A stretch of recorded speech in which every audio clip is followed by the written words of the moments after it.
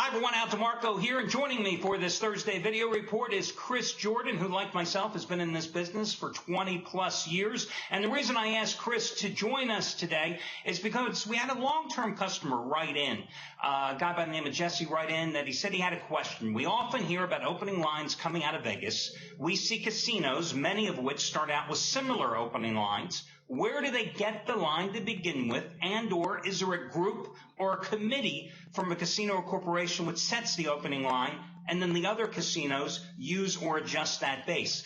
And I thought it would be very interesting to have you actually comment on this more than me, because you have been in Vegas the entire 25 years here. You've been associated with every aspect of the gambling world in Vegas, and you know a lot of these sportsbook directors as well. So I wanted to get your take on that initially. Yeah, most definitely. Long gone are the days of where there used to be a company here in town, and back in the 70s, it was one person who started it, a guy by the name of Michael Roxy Roxborough, and they would create the line, and a consensus line, if you will, and feed it through. The Stardust used to actually open the very first line. And then the Las Vegas sports consultants would come up with a consensus, and everyone would kind of feed off of that. Nowadays, that's kind of done and gone. With the offshore industry infusing in the sports betting industry as a whole, they've sort of taken over and set the standard, sort of set that benchmark for you. There's only a couple of real, real old dinosaurs in the sports book business that are still around. One, his name is John Avello. He's down at the Wynn. And another one, Nick Bogdanovich with William Hill Sportsbook. Those are the two guys in town I lend the most respect to, because they could care less what they see on the screen. They could care less what they see on air, offshore, other entities here in town. They will put their own numbers up. John Avello will put his own numbers up well in advance. He doesn't care what anyone else is doing. He doesn't care about betting groups. He doesn't care who hits them.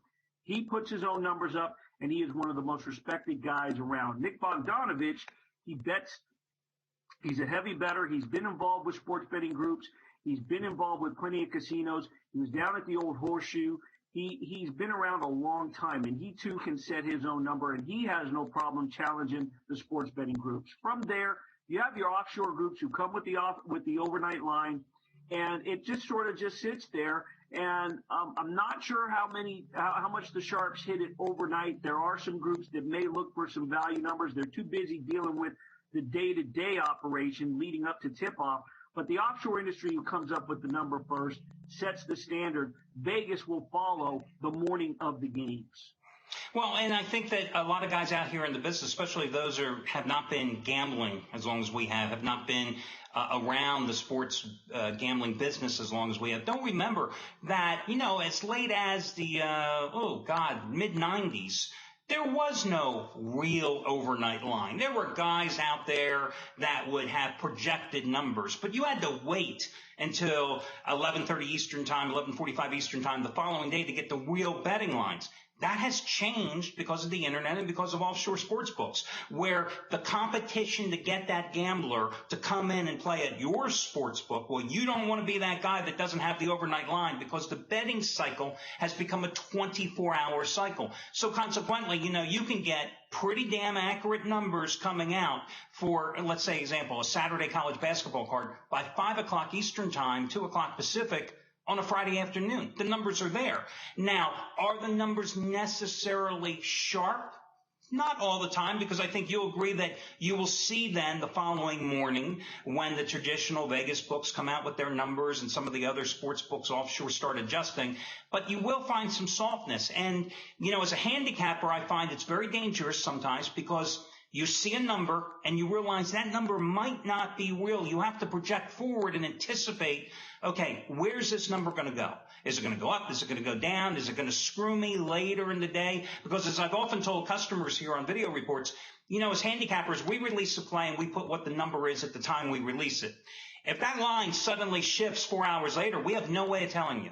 Can't call everybody on the phone, can't tweet, can't send a video report, because there's no guarantee 100% of the customers would be made aware of a line movement that may affect our thought on a game. That's why the projections that we do are so important. Right. Absolutely. And, long gone are those days. It used to be where you couldn't get an overnight line, like you said, but I mean of recent times, even with the offshore industry, when they were still creeping up, that, you could get the Friday or you could get the regular weekday, but Friday for Saturday was always a monster. And you could never, we used to have to wait around for that early morning line to get accuracy, if you will. And more so than just the offshore book setting the standard, you got to remember, when they put that soft number up, you're going to see some of those smaller books that maybe have local agents, if you will, come down overnight. So they'll be up for a little bit of time, or they won't even go up, but they'll wait for the next morning. Why? Because the sharps and those sports betting groups are really the ones that set the line where they want it. There may be some groups that they'll see a Big East game, a battle for first place, or they'll see a line that they think's off whack by a half point or a point, and they actually want a different side, or they, excuse me, they actually want the line to be at a certain point. So they may throw a little action at a couple of books that they know other books are looking at, and on air, they'll see the movement. All of a sudden, it triggers a domino effect, and the line moves to where they all want it, and they'll bang the other side. And a lot of those little books can't handle that big action, so they wait. They see what the sharps do early in the morning, and it levels off, and that's where you see your normal action come in. The Vegas guys, the Vegas books will come up, other than the two I mentioned, they'll come up around 8 o'clock Pacific time, because that's when they see where all the moves are being made. The sharps like to move their very first investment in college basketball right between 8 and 9 a.m. It used to be runner heaven all over town. You'd see runners at every sports book. Now, very hard to see them out physically because you can do so much online. And just so those that are watching the video report understand what we're talking about, explain what a runner is. A runner is somebody who is part of a sports betting group. So you're going to have one major bettor, the head of the betting group, sitting in his office, sitting at home, dictating what plays they want. So by 8 o'clock in the morning Pacific, they know the games, they know the lines that they want, and they have put out orders to people underneath them. Those people have runners underneath them. So it's almost like a pyramid effect. And you have your head honcho, then you have your guys giving out the orders directed from the head honcho, and those runners are directed to find plays, and they each have a number that they have to get in. So one runner may have to get a couple of grand in on one game. Another runner may be responsible for another game or a certain denomination on another game at a certain line. At a certain time, an order goes out, and their job is to get that game at that line for the amount that they've been told. And those runners work for sports betting groups. But as you said, it really is a thing of the past almost, because now with everybody being able to sit here just like you and I at our computers and dictate the action, you don't need to have 15 guys at 15 books on their cell phone, or in the old days with their pagers, It's the industry has changed, and that's what the offshore has caused. And in backtracking just for a second, bottom line is, though, I don't think that the gambling public realizes that the guys that are actually formulating the lines, they're doing nothing different than you or I as handicappers. They're looking at every team, looking at the matchups, past performance, recent events, look-ahead situations. When it comes to actually establishing the number, and then, of course, once that number's out there, we're doing the same things, trying to break down those numbers to find the soft spot and the sweet spot for the winner. Right, and let's not forget injuries. They're taking a big. They're weighing in heavily with injuries. They're weighing in heavily on rivalry week. I honestly think that one of the things, and I'm not going to sit here and try to dissect where their brains are, and we could go on and on when it comes to gambling, when it comes to major networks, when it comes to sanctioning bodies and their mindsets, and how much we really know that they're thankful for gambling. But the bottom line is, I actually think that that event that took place in February for so many years that is now defunct, the Bracket Buster, I think that the bookmakers, in a sense, are thankful that has gone away, because you got teams in mid-majors that they really didn't focus on. I mean, they got to focus on 360 some odd teams and then some. And now you throw these mid-majors out of conference, and it really weighs heavily on they have to scramble to come up with their power ratings, find out how the teams mesh, get the right number. And I think that the sports betting groups made a lot of money off that Bracket Buster event when they would see mismatches and lines that just didn't mesh with their power ratings, and they took advantage with some off lines in that particular event that took place for a few years. Well, I've always maintained that the opening 3-4 weeks of any season, no matter the sport, is the only time that you ultimately have the advantage over the odds makers. And that's one of the reasons why, because I've always said that, I like to concentrate the most where the odds makers concentrate the least, and you do as well. And so many times you will find such exceptional value and soft numbers in college basketball, for example, and the smaller conferences, West Coast Conference, Big Coast Conference, Ohio Valley Conference, because just like that at the beginning of the season in college football, the odds makers, the sports books, they don't know any more about some of the smaller teams in all these non-conference battles you have at the opening of the season than anybody else. So it's guesswork on their part. I've always maintained in college basketball, it takes them a good 5-6 games to really get their handle on these smaller teams and to really be able to come out with a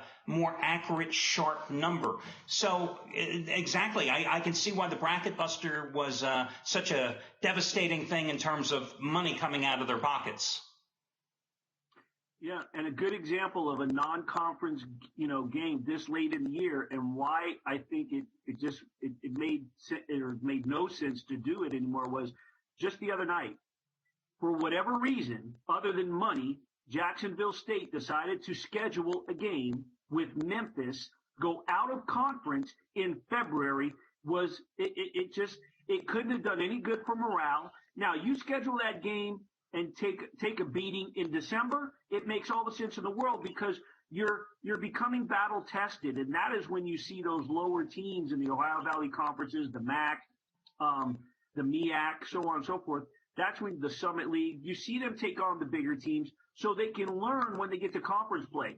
But now you've done that, you get into conference play, and the smaller conferences, conference tournaments start usually the last week of February, so the big boys can be ready in March. Now you take that team and throw them to Memphis, and they get mauled. But the odds makers drop the ball. That line, if I'm not mistaken, was around 18, and I think it closed up a little bit. But I'm sure that the Sharps made good on that, because it made no sense whatsoever to throw those teams together, excuse me, this late in the season. No, and FYI, since you happen to mention it, let me just give one of our pals here a little promo. Gabriel DuPont yesterday, he had his first 150-dime play of the college basketball season, his blowout of the year, and the guy has been sizzling in college basketball for, oh my gosh, since he joined the site here last February. I mean, his college basketball plays alone, $10 bettors have won over 13 grand. He had a play yesterday where he advertised, he says, my side is going to win by at least 25 points. So I had to go into our system, and I had to see who the hell this play was. He was on Memphis. And you're right. What did they do? They win by 26 points against Jacksonville State. And FYI, in the sake of promotional, let me just mention to you that he has another 150-dime play tonight. Looking at a smaller conference, UL Monroe and Arkansas Little Rock. Yesterday's play was the half-price play of the day, and today's play as well. And keep in mind, guys, it's a 150-dime play. He's won 15 out of 1,700-dime max wagers, and this one is stronger. So that's your commercial without having the commercial within today's video report. Remember, all your promos are over on the homepage. Well, I think we handled this topic well enough, and I hope that this made the customers happy. Remember, guys, if you ever have questions, gambling-oriented questions, you want to send them to customer service, go ahead. I mean, I can't assure you that I can get them all answered, but I can at least give it a shot. By the way, free pick-wise tonight, who do you like in college hoops?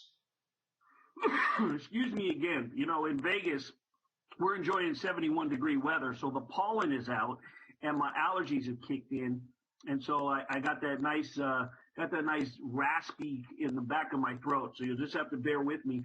But I'm going to play the William and Mary Tribe tonight, laying the points on the road against College of Charleston. The Tribe leads the all-time series. It's not a big series, but they have won 3 out of 4 meetings, including a 30-point win earlier this season. William and Mary sitting atop the Colonial standings right now. I think that they're the better team. I think that they're going to be better prepared. They rank 5th in the country in field goal percentage, and they really are a smart team. What I like about this team, what I've seen, highlights, trying to catch them, some YouTube videos here and there, what I like about them is they're very patient, and they wait for the right shot, which is why their percentage is up. And because of that, they are able to get the high percentage shots. They pass the ball well, and I just don't see Charleston coming in and challenging this team. Morale will be down. Confidence will be low since they already suffered a beatdown. They're 1-9 in conference play. They lost 13 of the last 14 games, and I just don't see them being able to hang with Bill and Mary. I'm laying the road chalk. Okay, and my free pick tonight is going to be from one of my favorite conferences, the Horizon League, where I'm going to go with Wisconsin Green Bay minus the 14 at home against that big in-state rival, Wisconsin Milwaukee. And if you happen to be on Jeopardy tomorrow, Green Bay, their nickname, of course, the Phoenix. Milwaukee, their nickname, the Panthers. Don't say that I didn't prepare you for this one. Phoenix won the first go-round January 9th on the road in the series, laying 9, won it easily by 16 points. And I really like the way Wisconsin Green Bay rebounded from a 14-point loss at Cleveland State last week, where at that time they were sharing the lead in the Horizon League with Cleveland State and Valpo, I think it was. They bounced back, came back with a win against Monday night on the road, 71-58 at Wright State. They're 7-2 in conference and once again tied with Cleveland State and Valpo at the top of the Horizon League. And I got to tell you, Chris, the Horizon League is always one of my favorites because it's that league where you win the regular season title, you get to host the conference tournament. And to me, that makes every game for the leaders as the season progresses a life and death situation because they know how important that is. And then finally, big deal. The Panthers just beat Detroit and Illinois, Chicago at home where they've won 4 in a row. But on the road, it's a different story. They got hammered at Cleveland State by 27. They lost by 16 at Detroit. They lost by 13 at Oakland. And they lost by 25 at Valpo. So I'll lay the 14 points with Wisconsin Green Bay tonight in this one. Is it just me or the Horizon League and the Missouri Valley Conference? I don't care where you live, if you're a sports bettor, a handicapper, it doesn't matter. If you're in this business, if you're in this industry, if you're an enthusiast, if you're a recreational bettor, those two conferences, for whatever reason, I always have treated or looked at. If I write about them, I'll say mid-major. But in my mind, I treat them like a major. I love the Horizon League. I love the Missouri Valley Conference. And you know what else? Before it became a major conference, the Atlantic 10. Those three, because they always seem to produce teams that'll make it to that round. 2 rounds in, they play the spoiler role come March. They can produce some teams. And this is a great time to start studying teams out of those conferences and not just the top teams. Look at those 2nd and 3rd seeds because those are the ones that can jump up and nip and really be a thorn in somebody's side come March.